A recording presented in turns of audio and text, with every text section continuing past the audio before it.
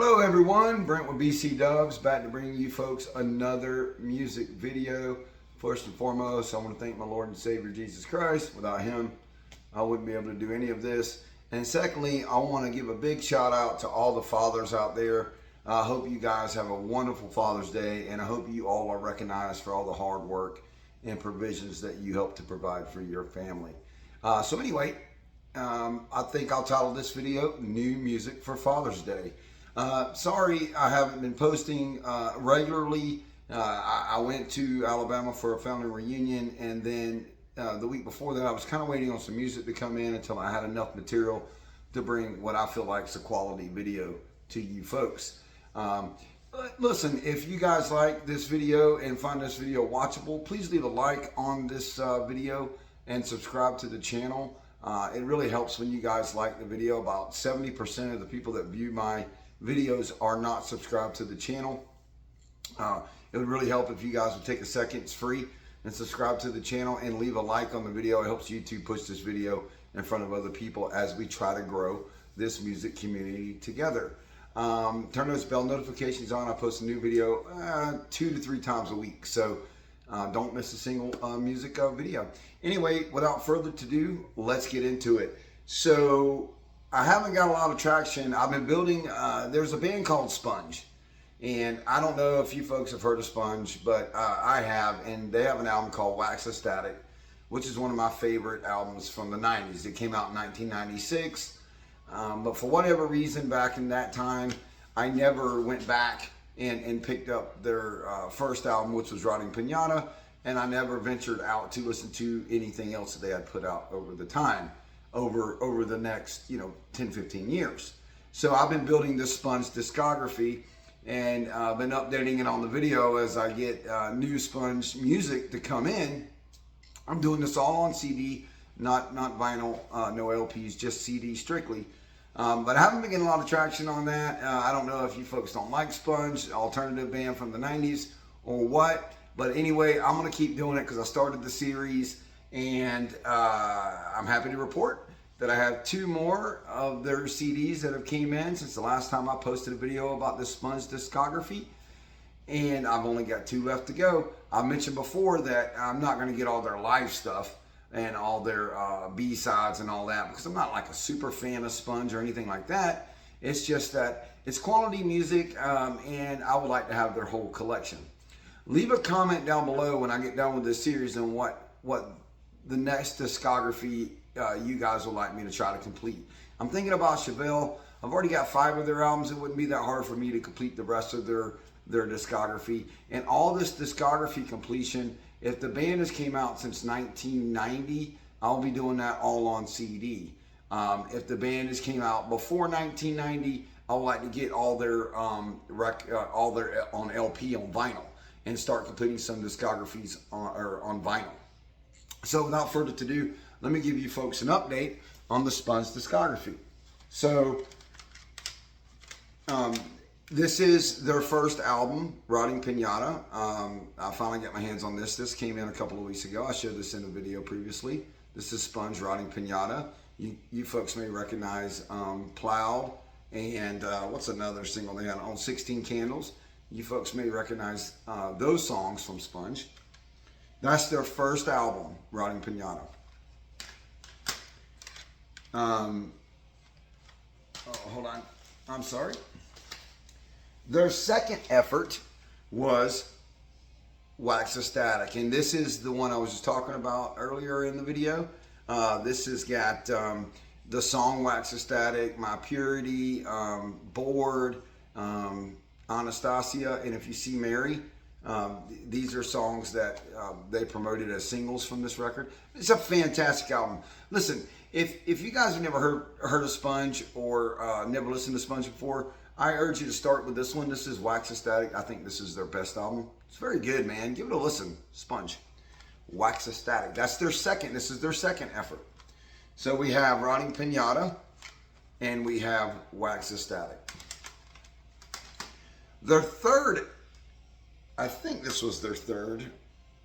No, I'm sorry. Let me find it.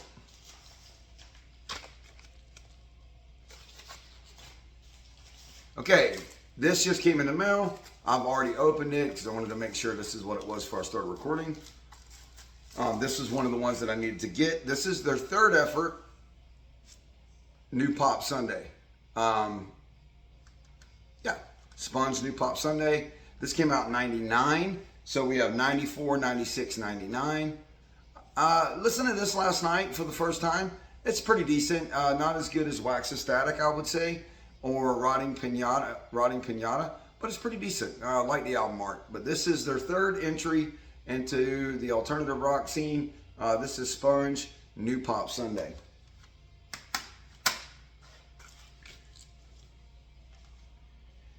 Followed up by that, for their fourth entry into their discography, is Sponge For All the Drugs in the World. I've shared this on my channel before. I'm kind of getting these CDs in, like, not in chronological order. They're coming in as I find them for a decent price on eBay. I'm not going to overpay. So this is Sponge For All the Drugs in the World. Now, this, to me, this is their fourth entry. And this to me is good as Wax Ecstatic. Oh, maybe Wax Ecstatic's better, but this is a good record. So another record that if you were trying to listen up to Sponge and kind of follow them and listen to their music, that I would suggest is Sponge For All the Drugs in the World. So we have this one. Then I got this one in the mail. This is their fifth entry. This is Sponge The Man. It's okay. Not the best album in the world. Now, one thing I'll say, I don't think they've had the same drummer through two records. I was looking at their band lineup through all of these, and it seems like they have a new drummer on every album. They definitely have a different producer on every album because every album sounds different. Recorded different. I think the best sounding recording Sponge album is Wax Ecstatic, followed by For All the Drugs in the World. But this is their fifth entry. This came out in 2006. This is Sponge The Man. Cool album art though. And then we have, and I've showed this before, this is Galore Galore. This was expensive. I paid almost $40 for this. This thing is, Galore Galore is hard to find. This is their second to last entry. I'm sorry, I'm trying to look at the date. I'm getting old. I can't see anymore. But yeah, this is Galore Galore. Pretty decent record, actually. I really like Through the Hard Times and Wasted are two really good songs on this album. So yeah, just to recap, we now have 6 of the Sponge albums. I have 2 to go, Laboratorium and Stop the Bleeding. I cannot seem to get Stop the Laboratorium. I can get for like $14 on eBay, the CD. I cannot seem to get Stop the Bleeding for less than like $25. I don't understand why that one's so expensive, but it is. But I do believe I'm going to go ahead and pull the trigger and go ahead and purchase both of those today. So look for the completion, although you folks don't seem to be that interested in it, of the Sponge discography coming to you folks sometime early next week, or not early next week, but later on in the week next week. Now that that's over with, we'll get this stuff situated. Let's get into some vinyl, some new pickups. These have came in throughout the week, and then today I went to my local record store, Jesse Carl's Vinyl, and thumbed through and picked out some new ones. We got about $200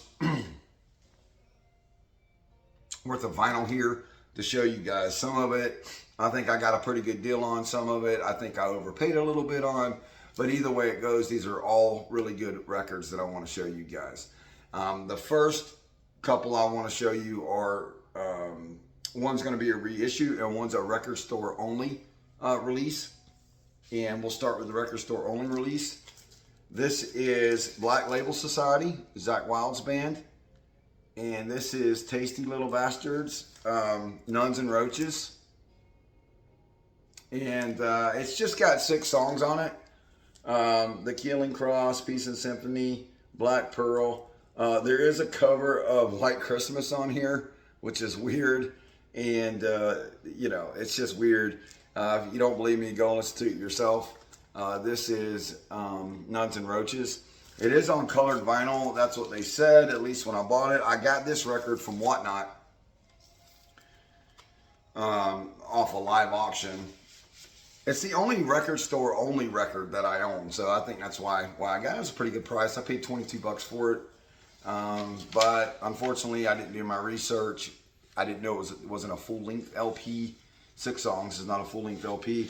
I didn't do my research, and I believe I overpaid because I think I could have grabbed this for like 15 bucks.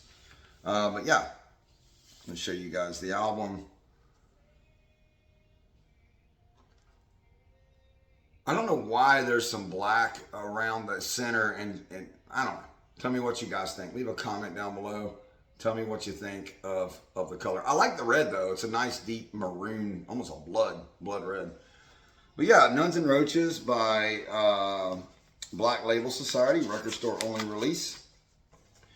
Have listened to a little bit of it, not the whole thing. I thought the White Christmas would be cool to listen to. Actually, it's a horrible cover of it, but you know, it's Zach Wilde, man.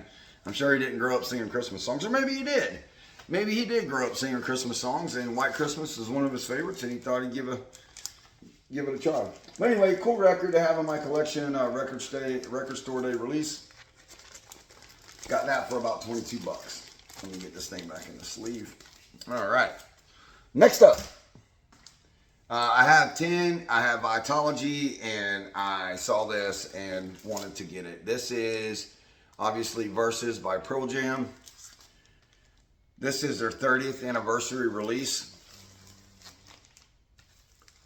It is a gatefold, which I don't know if the original came in a gatefold. It probably did. This is just a, you know, a Zach replica. Nothing too fancy about this. Their jackets are picture jackets, cardboard picture jackets. Really good sound quality on this, though. I will say that. It's got a really good sound quality. I still got the shrink on here, kind of. Try to get this thing back in the vinyl protector. Maybe I'll just do that whenever we're done here, so I don't have to keep looking off camera. But yeah, Pearl Jam Versus, didn't have it. Thought it'd be a great idea to add this to my collection. I really like Pearl Jam's first 4 albums. They kind of went off the rails a little bit on to me after that. But yeah, Versus. I think I'll just keep going with the reissues, and then we'll get into some original vinyl and some stuff I'm really stoked to show you guys.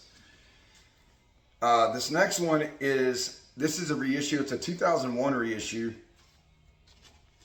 and this is 13th Floor Elevators. This is some really good psych rock. Some OG record collectors would know about this record. A original copy, just super cool. An original copy of this album would set you back about 350 bucks in mint condition. So super rare. Super rare, hard to come by, in good condition, original copy. This is the record. Get Back did the reissue on this. I haven't listened to this yet. I have listened to 13th Floor Elevators before, but I haven't listened to this. I picked this up today and wanted to get this in the video as soon as possible to show you guys. But for a reissue, it was pretty pricey, but it is an older reissue. I mean, 2001 was a long time ago. It's in really great shape to have been kept since 2001. I paid 40 bucks for that record. But like I say, if anybody that knows about vinyl record collecting knows 13th Floor Elevators, it's like a Grail album for a lot of people. Can't wait to let it spin and give it a listen. Next up, now these are all originals. This one I paid about 20 bucks for, which I thought was a good deal. This is Clear Light kind of heavy, folky stuff. This is from 1967. Really great shape, I think. And they had it priced really low. Like it. It's kind of heavy rock for 1967, in my opinion. We got the original sleeve on Electra.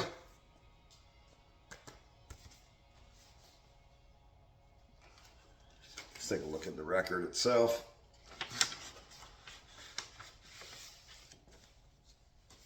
Just a really, really clean copy of this album.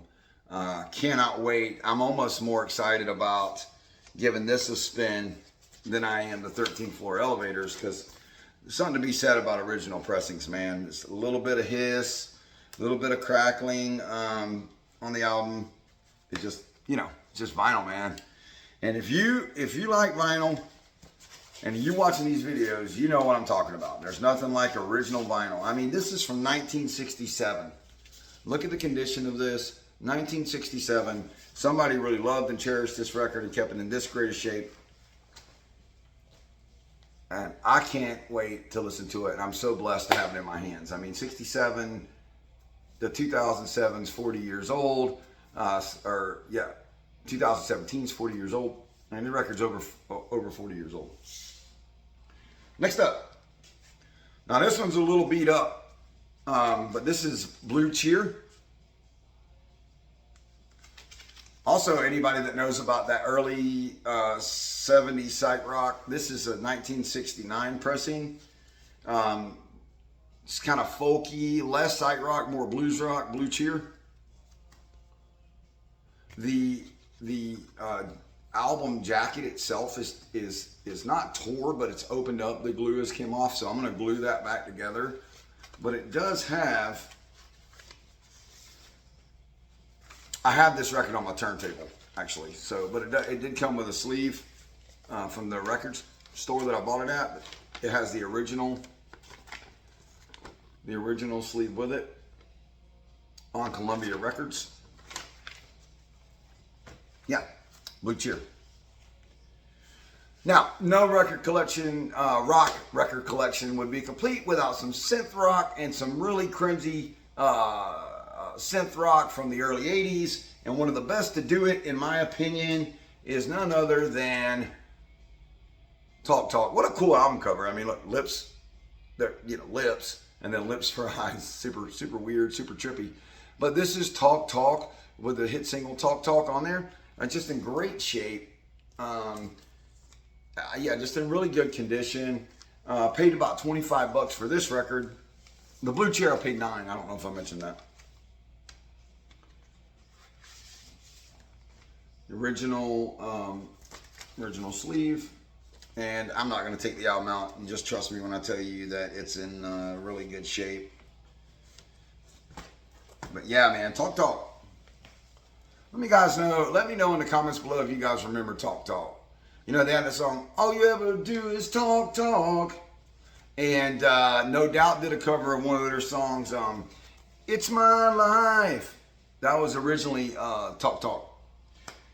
And last but certainly not least, and I showed you guys, I don't know if I can find it right now. Hold on. Give me a second, bear with me. I don't know if I'll put it back up. Sure I did. Anyway, I don't feel like digging through it.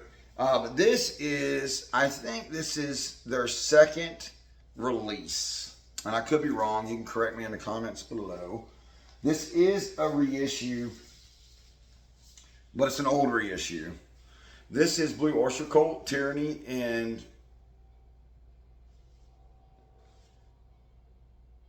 Mivation.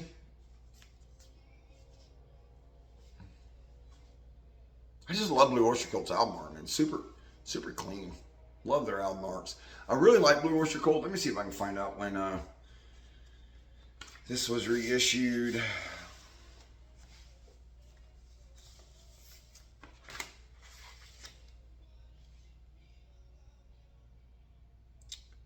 1973. So I think their debut was 72.